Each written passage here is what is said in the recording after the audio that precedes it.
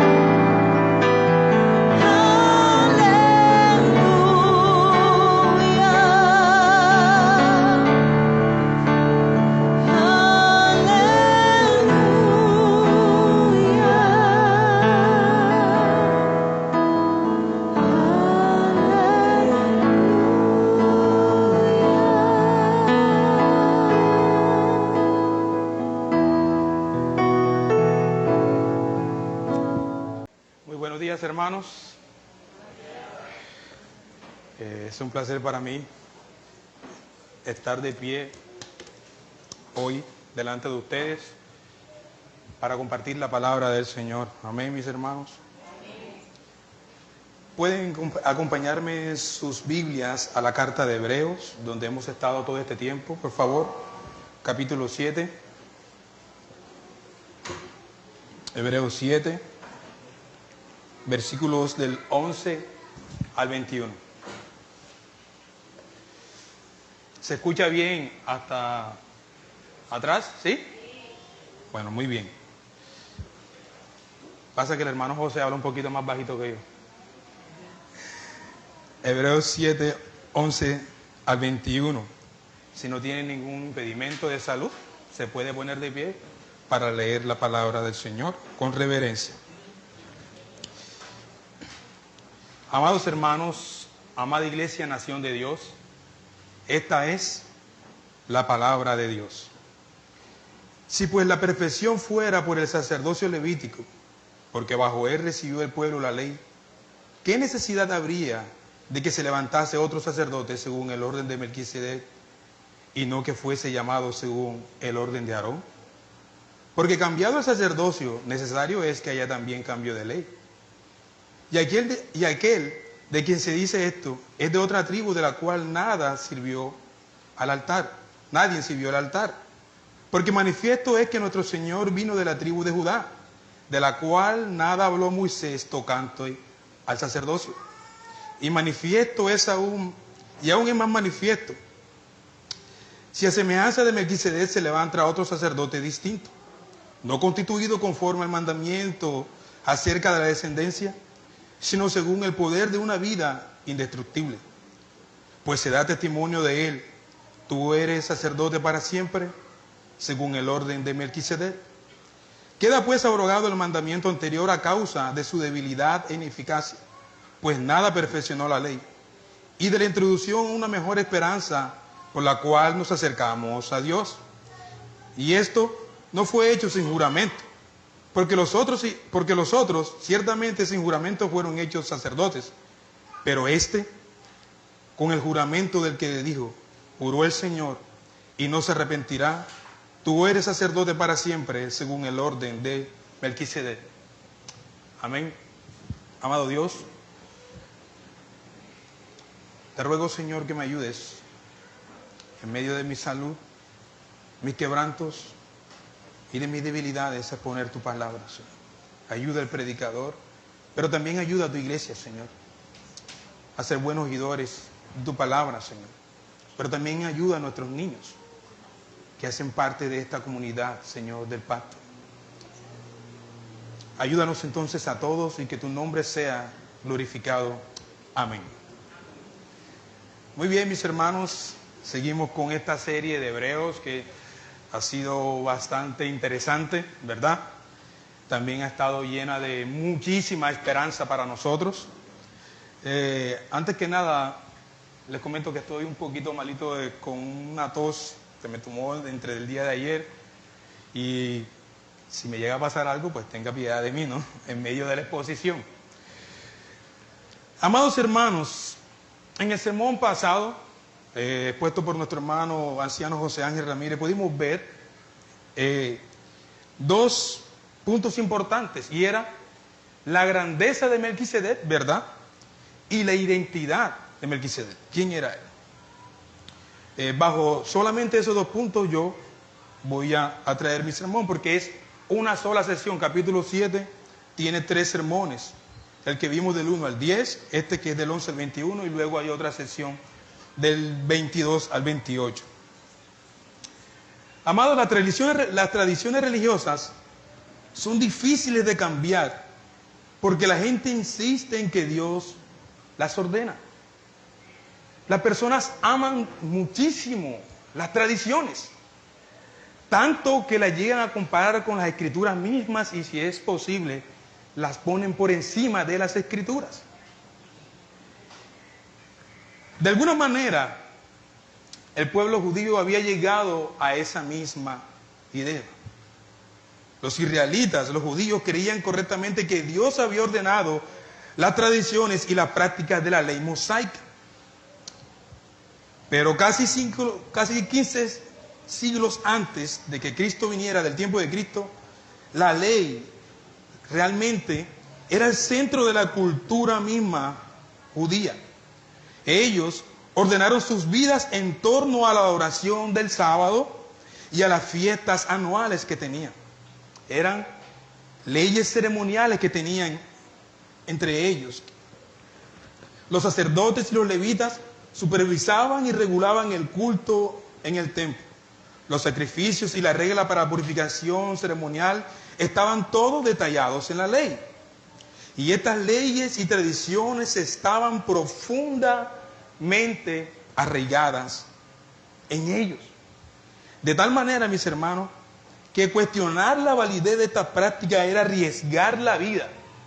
Y tenemos en la Escritura episodios de hombres que fueron mal interpretados también por ellos, o por tocar un poco de la ley, y los mataron.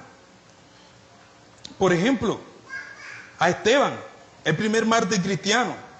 Ellos le acusaron: este hombre habla incesantemente contra el lugar santo, es decir, el templo, y la ley, porque le hemos oído decir que este Jesús Nazareno destruirá este lugar y alterará las costumbres que Moisés nos transmitió.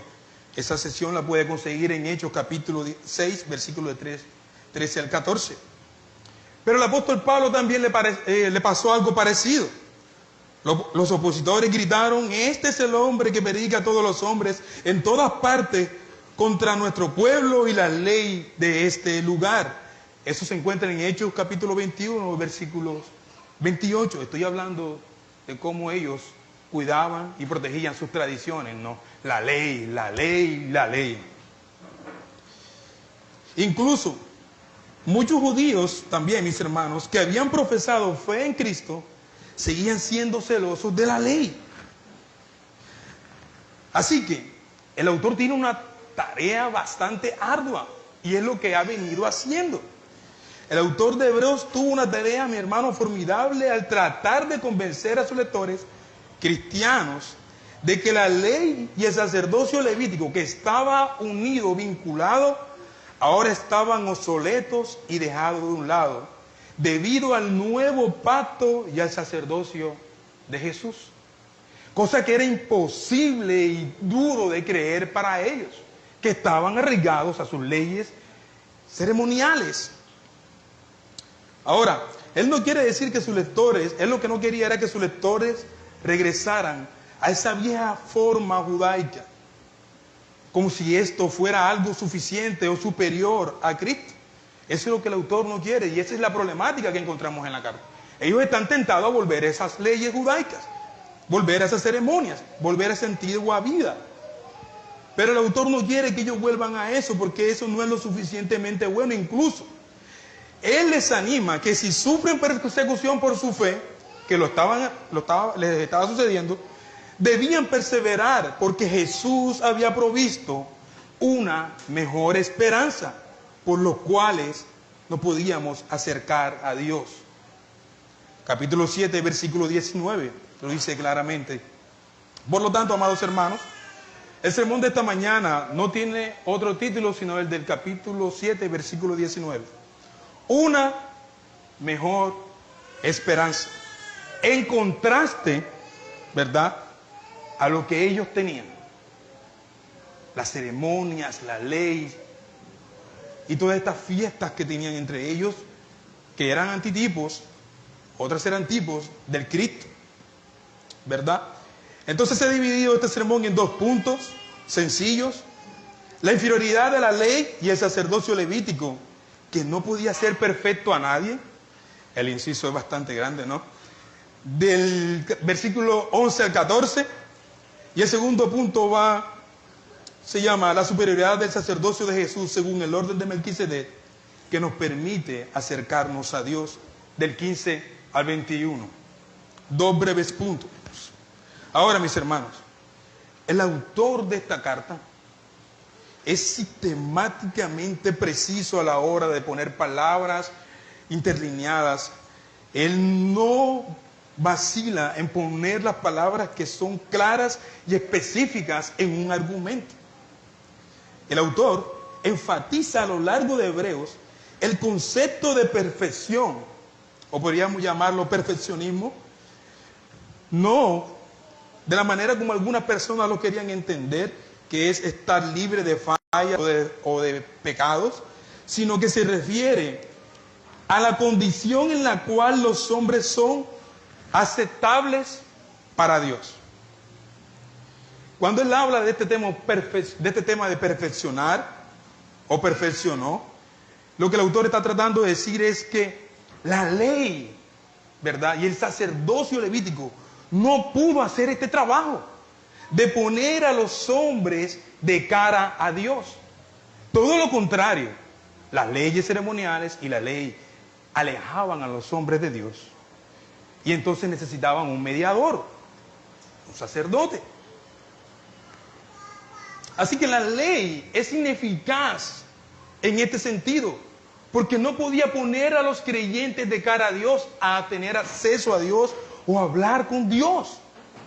Precisamente los alejaba y los dejaba al otro lado del patio del templo para que un sacerdote mediara por ellos. Así que el autor afirma repetidamente que la ley no puede lograr esto. En el capítulo 7, versículo 11, dice, vamos allí, él dice claramente: si pues la perfección, ahí está la palabra, fuera por el sacerdocio levítico, porque debajo de él recibió el pueblo la ley, ¿qué necesidad habría aún de que se levantase otro sacerdote según el orden de Melquisedec y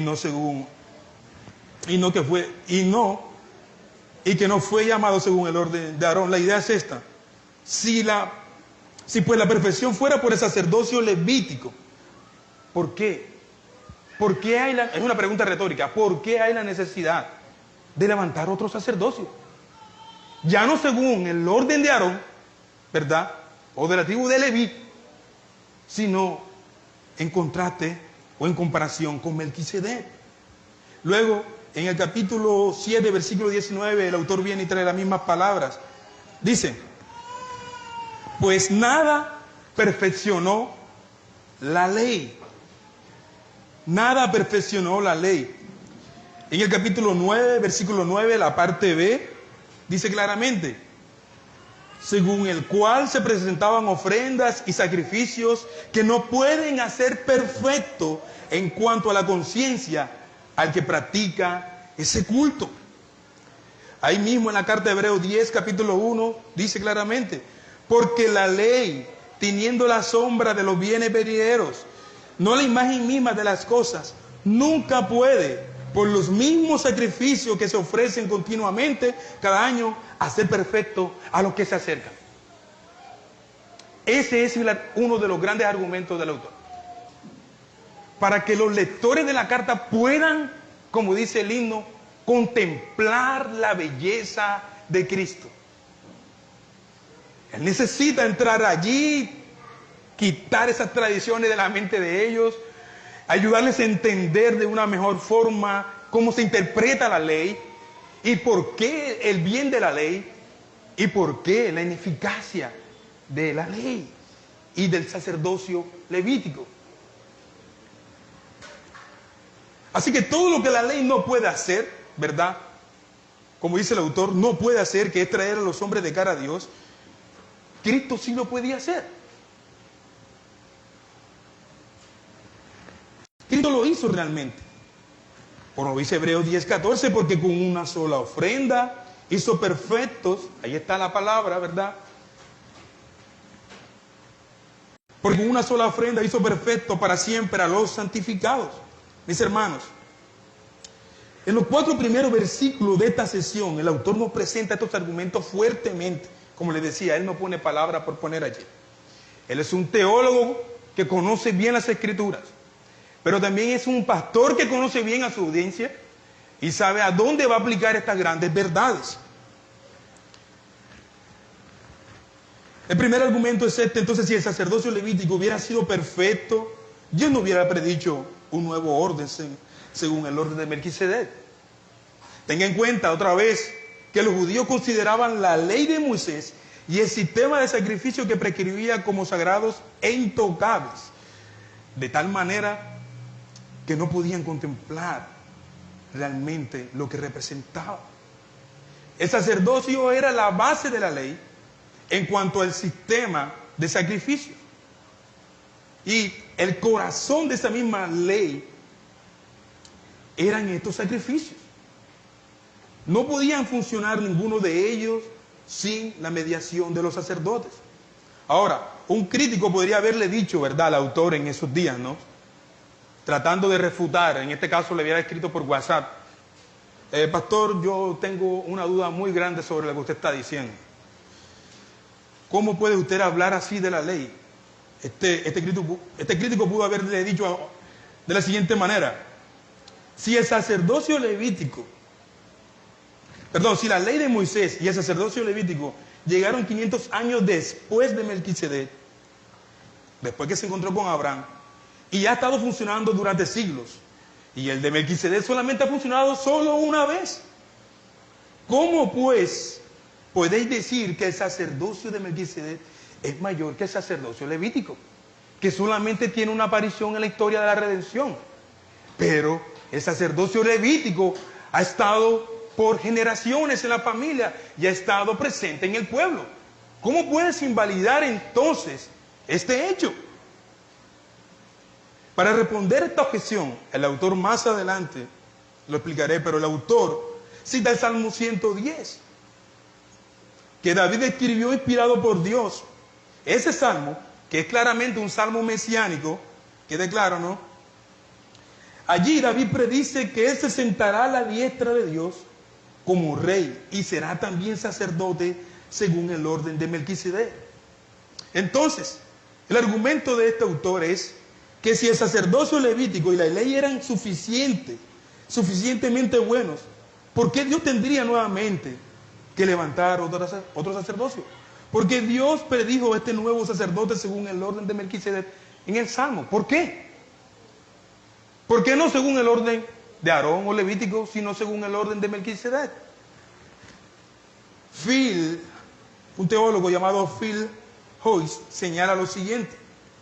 Él trae un poco de contexto histórico para la carta y él dice: la secta judía del Mar Muerto del primer siglo buscaba la aparición de 2 figuras mesiánicas, una sacerdotal, el Mesías de Aarón, y el otro, uno laico y real, que sería el Mesías de Israel. El Mesías sacerdotal sería la cabeza de la nación, como el Mesías real estaría subordinado a él.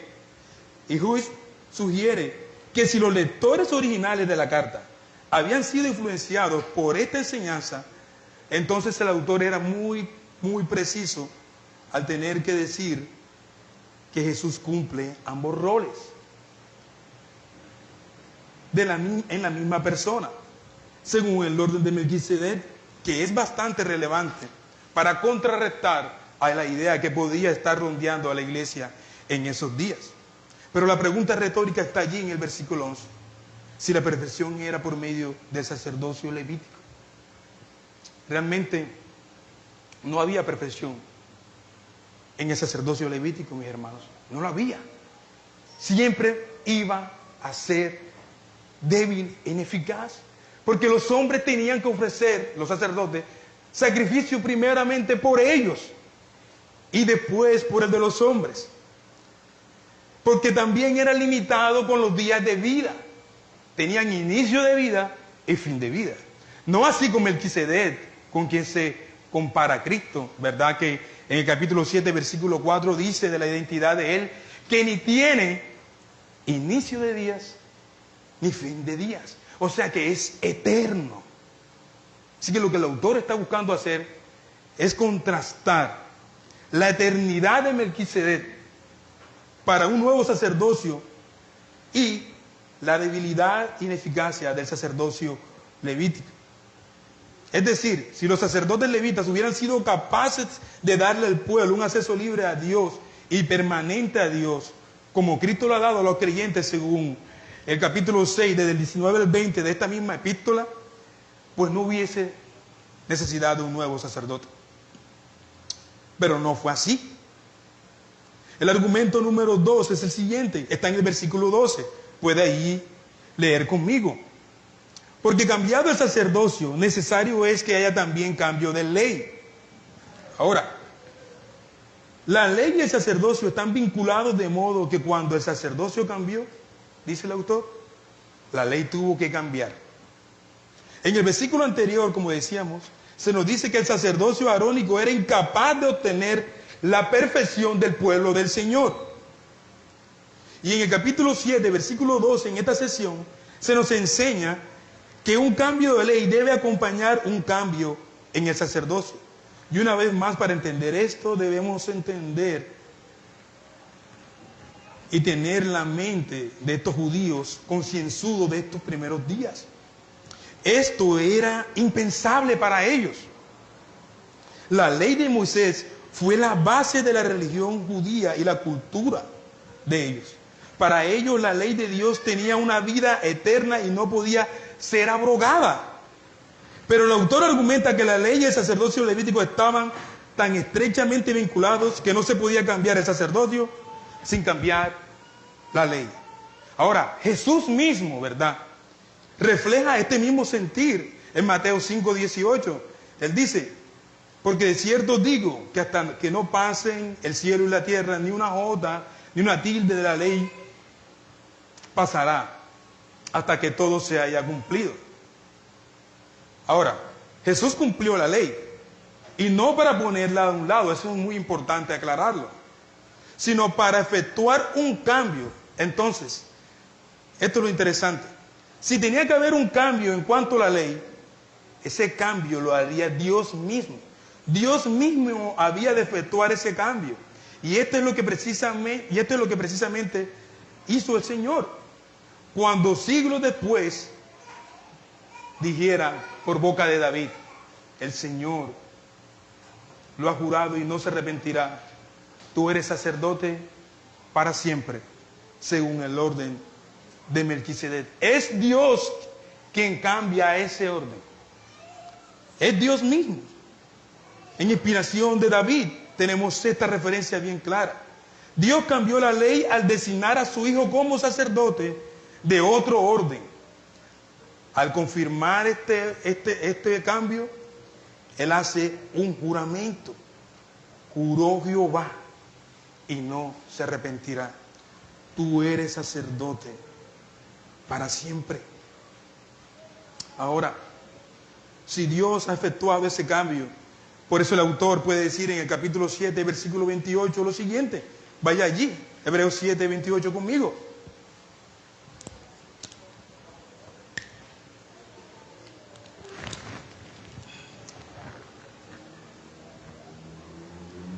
Porque la ley constituye sumo sacerdote ¿a quiénes? A débiles hombres, ¿verdad? Pero la palabra del juramento, juró el Señor y no se arrepentirá, ¿verdad? Pero la palabra del juramento, posterior a la ley, al Hijo, hecho perfecto para siempre. Con la venida de Cristo, el orden sacerdotal quedaba transformado y transferido por medio de su sacrificio hecho una sola vez y para siempre. Cristo, mis queridos hermanos, cumplió la ley y hizo del sacerdocio levítico algo completamente obsoleto, lo cual para los lectores de la carta era muy pesado entender, y mucho más para los mismos judíos. No puede ser, esto no puede ser así. El tercer argumento que vemos en el versículo 13 al 14 es el siguiente. Melquisedec y Jesús claramente no son, como dice el autor, de la tribu de Leví. Por tanto, representan un nuevo orden en el sacerdocio. No está fundamentado en la genealogía de Aarón ni de la tribu de Leví, ¿verdad? Sino que está en otro. Está fundamentado en otro. El autor afirma claramente, leamos el versículo 13 al 14, lo siguiente: y aquel de quien se dice esto es de otra tribu de la cual nadie sirvió al altar, porque manifiesto es que nuestro Señor vino de la tribu de Judá, de la cual nada habló Moisés tocante al sacerdocio. ¿Qué está tratando de generar el autor con estas grandes verdades? ¿Cómo así? Esto es casi igual a cuando usted comienza a conocer la teología reformada o la doctrina de la gracia y le dicen a usted: no has hecho absolutamente nada para ganar el favor de Dios. Tú no escoges a Dios, en ti no hay ningún mérito, todo es porque Dios obra primero en ti. ¿Qué? ¿Cómo? No, yo fui el que busqué de Dios. No. Tú no has hecho nada, solamente aportar tus pecados. Así que, para los lectores de la carta, esto estaba siendo bastante rudo, mis hermanos. Es rudo para ellos. El autor afirma lo que todos sabían claramente entre ellos: que Jesús no era de la tribu de Leví, sino de la tribu de Judá. Él llama a Jesús en esta carta, en el versículo 14, hay algo interesante allí que no podemos pasar de alto, y él lo llama nuestro Señor. Un título usado en nuestra misma carta, en el capítulo 13, versículo 20, y en el capítulo 2, versículo 3, Señor. ¿Con qué intención? Con la intención de que los receptores de la carta reconozcan que Jesús no es simplemente otro sacerdote humano. No. Sino que Jesús es el único sacerdote que representa al Dios mismo. Esto es interesante. Él quiere que ellos vean que Jesús no solamente es otro sacerdote humano como ellos, aunque lo era, pero también era divino, ¿no? Sino que Él es nuestro Señor, Dios en carne humana, la palabra misma encarnada. Esto es interesante, hermanos. Ahora, en el versículo 11 y 15 nos hablan del levantamiento de otro sacerdote. Y la palabra griega allí, significa otro de diferente clase. No de lo mismo, no de la misma genealogía. Otro de diferente clase. De otro lugar. Esto es precioso lo que está diciendo el autor aquí. Que Jesús no viene realmente de esa tribu como sacerdote, sino que viene de otro lugar, es de otra clase. Entonces el punto general de esta sesión 7, 11 al 14 es que la ley y el sacerdocio levítico eran inferiores en todos los sentidos porque no podían perfeccionar a nadie. Por eso sus lectores no deben volver al judaísmo. Por eso ellos no pueden considerar el hecho de volver atrás. No. se te ha dado algo mayor que lo que representa el judaísmo.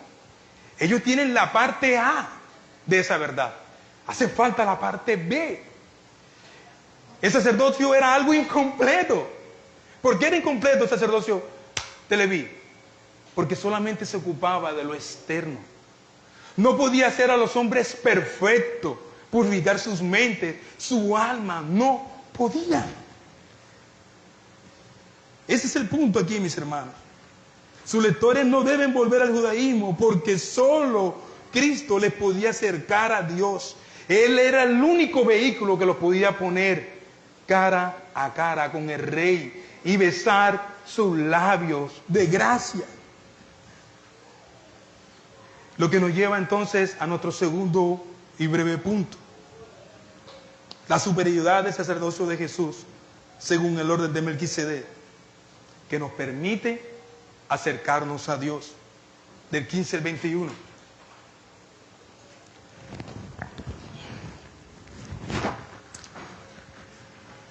Una vez más, el autor procede en 3 argumentos más en esta sesión del 15 al 21. Allí están claros. Uno es que el sacerdocio de Jesús es superior porque se basa en el poder de una vida indestructible. Podemos leer allí el versículo 15 al 17.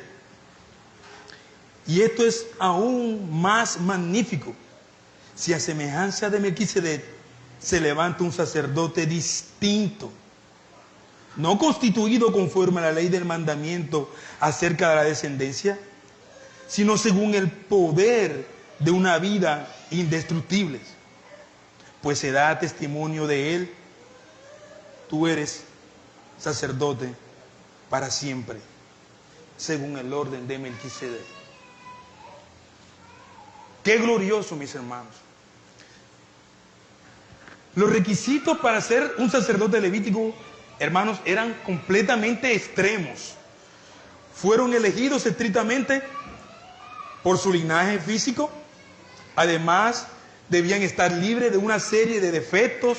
Y sigue la lista para poder ser sacerdote. ¿Verdad? Todos los requisitos eran externos. Eso está en Levítico 21, de 16 al 23, si quiere anotar y leer en casa. La ceremonia para ordenarlos era también externa. Consistía en vestirlo con vestiduras sacerdotales, purificarlos con agua y con ofrendas, etcétera, etcétera, etcétera. Eso está en Éxodo 29. Les doy los textos para que lo busquen después. Pero Jesús no se ha hecho sacerdote según ese orden externo solamente. Jesús se ha hecho sacerdote como Melquisedec, basado en algo eterno. Eterno, mis hermanos. Ellos eran débiles, hombres limitados a su vida. Cristo es eterno. Haciendo también referencia a Melquisedec, ¿no? En el versículo 7, que no tiene ni principio de días, ni fin de días. Eterno. Eterno. Así que, ¿qué preferiría usted? ¿Un hombre débil que medie por usted hasta cierta edad y luego usted quede desprotegido? ¿O alguien que es eterno mismo en sí? Y aparte de eso, sin pecado. Y unido a eso, que puede compadecerse de nosotros, como dice el escritor, porque también se hizo humano y fue tentado en todo, pero sin pecado. ¿Por qué necesitamos un sacerdote así, mis hermanos? Porque nosotros somos malvados, somos caídos. Somos como esta clase de vehículos, ¿no? que salen por unas marcas específicas, que no puedes llevarlo a otro mecánico. Tienes que llevarlo al mecánico de esa marca. Si se va el carro, el mecánico de esa marca sabe a dónde va a reparar. Si lo llevas a otro, quizás le va a ocasionar más problemas del que tiene. Ahora, nosotros somos como ese vehículo que necesitamos llegar a donde el que tiene el manual perfecto de nuestra vida.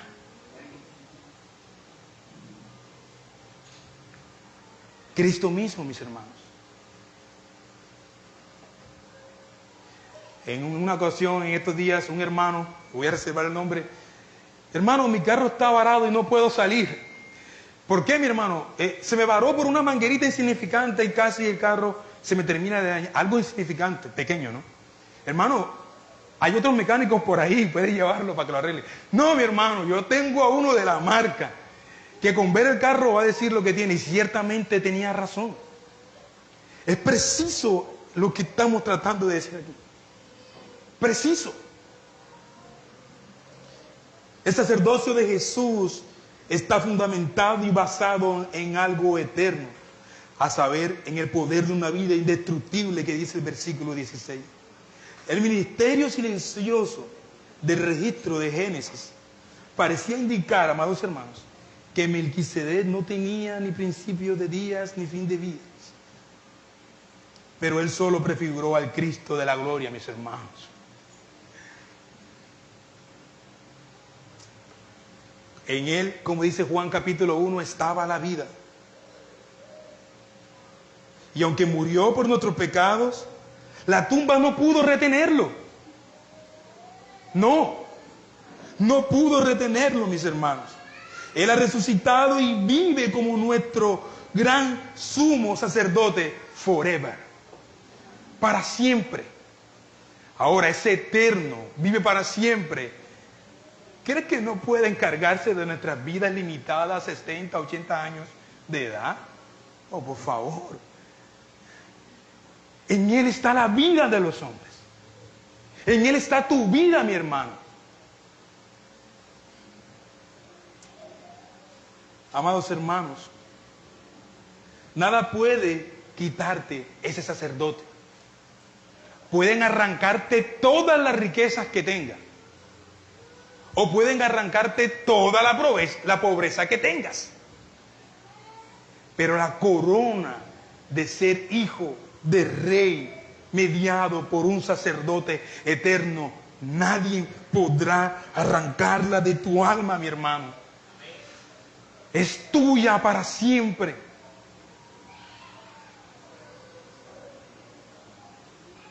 Ni el hambre, ni la desnudez, ni la incertidumbre, nada podrá separarnos del amor de Dios que es en Cristo Jesús. Amados, mientras Cristo viva y mientras Él sea eterno, estará allí en el cielo para nosotros. Estará siempre allí y tendremos siempre acceso a Dios a través de Él. El tercer argumento de esta epístola, de esta sesión es: el sacerdocio levítico ha sido dejado atrás, a un lado, porque eran débiles e inútiles. Esa palabra es bastante pesada. Esto va desde el 18 al 19a.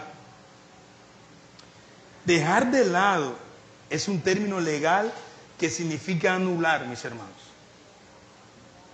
La debilidad e inutilidad de la ley no era inherente a la ley misma, como le explica el apóstol Pablo en Romanos 7, ¿no?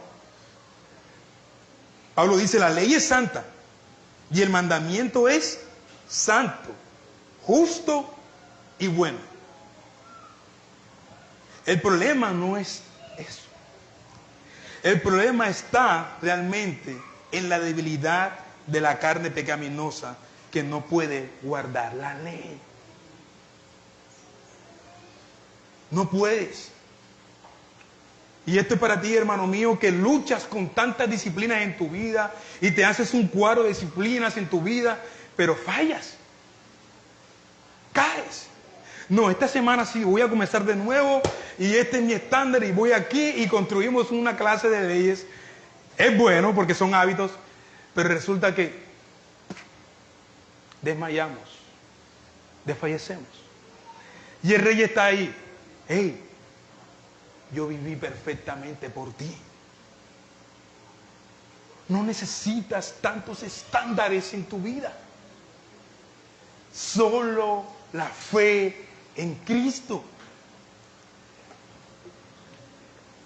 Qué interesante, mis hermanos. Una de las razones por las que Dios instituyó la ley fue para mostrarnos la depravación total de nuestras vidas. La ley es como un espejo. A nosotros que nos encanta vernos en espejo. Vamos a un centro comercial y estamos, bueno, estoy bien, puedo pasar, ¿no? La ley es como un espejo que te muestra tal cual como eres. Te descalifica y te muestra y te señala a otro. Te dice, hey, no lo intentes, tú no puedes.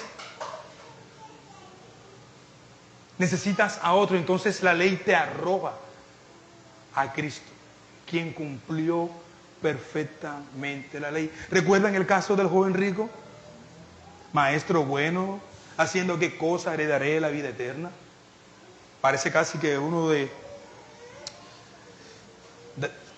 estos católicos pertinentes que siempre están insistiendo en que tienes que obrar, ¿no?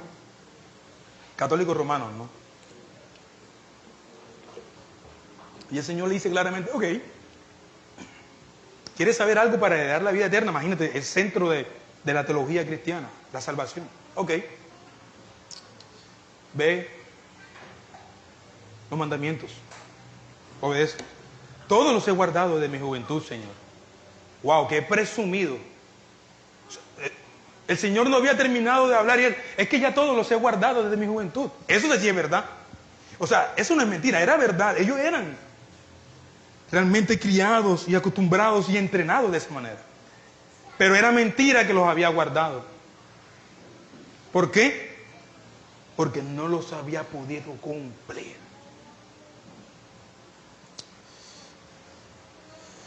Así que, mis hermanos, necesitamos entonces un sacerdote como este, eterno, para poder acercar a los pecadores a Dios. Esto es lo que el autor quiere decir, porque nada perfeccionó la ley en el 19. No perfeccionó nada. Nada, mi hermano. A los pecadores se les impedía vez tras vez entrar a ese lugar santísimo. Y los sacrificios prescritos por la ley nunca podrían limpiar la conciencia del pecador o quitar sus pecados. Está en Hebreos capítulo 10, versículos del 1 al 4. Si quiere vamos allí, Hebreos 10, versículos del 1 al 4, vamos a leer esa sesión. ¿Qué tiene que decirnos el autor sobre esto? Porque la ley, teniendo la sombra de los bienes venideros, no la imagen misma de las cosas, nunca puede, por los mismos sacrificios que se ofrecen continuamente cada año, hacer perfecto a los que se acercan. De otra manera cesarían de ofrecerse, pues, los que tributan este culto limpios a una vez y no tendrían ya más conciencia de pecado. Pero en estos sacrificios cada año se hace memoria de los pecados, porque la sangre de machos toros y de los machos cabríos no pueden quitar los pecados. Insuficiencia. No pueden quitar los pecados. No pueden. Quizás te preguntes entonces, hermano, como la Biblia interpreta la Biblia, tengo un conflicto ahora aquí, ¿verdad? ¿Cuál es el hermano? ¿Cómo David entonces pudo hablar con tanta seguridad en el Salmo 32, no? Quizás te preguntes, ¿cómo lo hizo? ¿Cómo David podía alcanzar las bendiciones de aquel cuya transgresión es perdonada y cubierto su pecado? ¿Cómo lo hizo? ¿Cómo podría decir el salmista, pero en cuanto a mí, la carencia de Dios es mi bien? Solo por la fe en Cristo. Como explica F. Bruce, las bendiciones siempre han estado disponibles para los hombres de fe. Siempre han estado disponibles para los hombres de fe. Pero estas experiencias no tenían nada que ver con el ritual levítico o sacerdocio arónico. Amados hermanos, el tercer argumento de este punto 2 está en el 19 al 21. El autor dice, leamos por favor. Así que hermanos, teniendo libertad, ok, estoy leyendo el capítulo 10, perdón. Yo dije, ¿qué pasó aquí, tío? ¿Qué ha pasado? ¿Ha cambiado la escritura? Hebreos 7, para que se rían un poco, ¿no? El 19, pues nada perfeccionó la ley y de la introducción de una mejor esperanza por la cual nos acercamos a Dios. Y esto no fue hecho sin juramento, porque los otros ciertamente sin juramento fueron hechos sacerdotes, pero este con el juramento del que dijo, juró el Señor y no se arrepentirá, tú eres sacerdote para siempre según el orden de Melquisedec.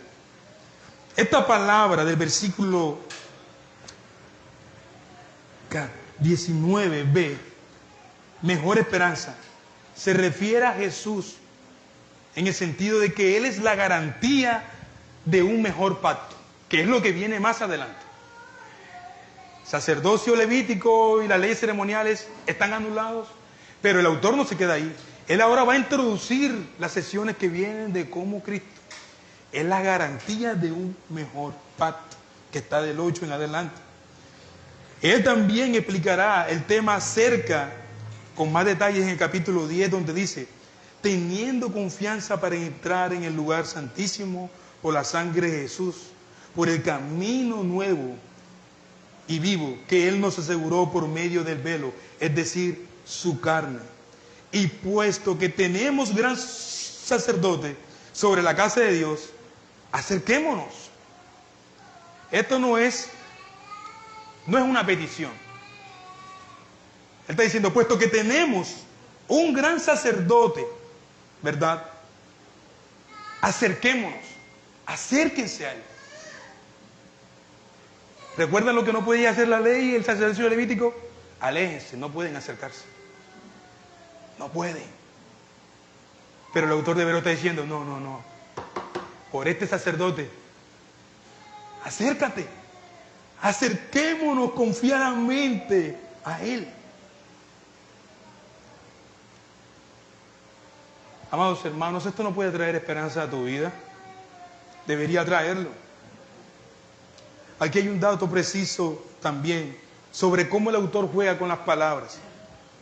Por ejemplo, él le gusta esta palabra de mejor. Tiene una muy buena intención. Por ejemplo, lo usa 12 veces realmente aquí. Y él dice, Jesús es mejor que los ángeles, capítulo 1, versículo 4. Y luego dice que él está convencido de cosas mejores acerca de los cristianos hebreos, capítulo 6, versículo 9. El nuevo pacto es mejor pacto con mejores promesas, capítulo 7, versículo 22. Jesús es el mejor sacrificio, cuya sangre habla mejor que la sangre de Abel. Los cristianos, amados hermanos, tienen una mejor posesión en el cielo. El texto que acabamos de leer, Hebreos 10. Así que los hombres de fe buscan una patria mejor, es decir, la celestial. Recibimos una mejor resurrección. Dios ha provisto algo mejor para nosotros que para los santos del Antiguo Testamento. Y aquí, en el 19, tenemos una mejor esperanza por la cual nos acercamos a Dios.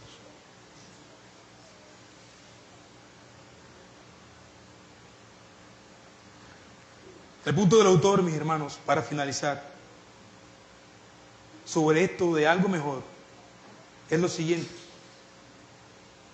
¿Por qué volver a algo peor si se te ha dado lo más extraordinario, lo mejor? ¿Por qué volver a algo peor? ¿Por qué? Ellos tal vez estaban pensando con nostalgia en los buenos viejos tiempos, pero Pensar en esto no les estaba permitiendo ver que estaban perdiendo de vista el hecho de que lo que tenían actualmente en Cristo era mucho mejor que cualquier cosa que tenían bajo el judaísmo. Lo que los santos del Antiguo Testamento esperan, lo hemos recibido nosotros, mis hermanos. Lo que del Antiguo Testamento esperaban, nosotros lo hemos recibido. Tenemos el perdón, no a medias, eterno. Tenemos el perdón completo de los pecados a través del mejor sacrificio de Cristo. No tenemos que sobresalir en el patio mientras un sacerdote nos representa en un lugar santísimo. Tenemos un sumo sacerdote detrás del velo y Él nos invita a acercarnos al mismo trono de Dios, que es el trono de gracia, para poder recibir ayuda de nuestros corazones débiles y que desfallecen. Ahora, mi hermano, usted puede estar pensando, esto es algo grandioso para los judíos, que fueron tan tentados al volver al judaísmo, pero yo nunca soñé hacer tal cosa, eso a mí no me pasa. Así que, ¿cómo se relaciona esto conmigo? Estoy muy lejos de esto. Ok. Primero asegúrate, cristiano, tu nombre es cristiano, ¿verdad? Primero asegúrate de entender y deleitarte en el hecho de que Dios te ha hecho aceptable totalmente a través de lo que Jesús ha hecho por ti. Todas las otras religiones en el mundo, excepto el cristianismo bíblico, enseñan que debes hacer algo para ganar la aceptación de Dios. Incluso la Iglesia Católica Romana enseña que no puedes ser justificado por la sola fe en Cristo, sino más bien que debes agregar buenas obras a tu fe en Cristo para ganar entonces el mérito y entrar al cielo. Pero Pablo es muy claro en que somos salvos por la gracia de Dios, que es un favor inmerecido, totalmente aparte de cualquier obra que hagamos.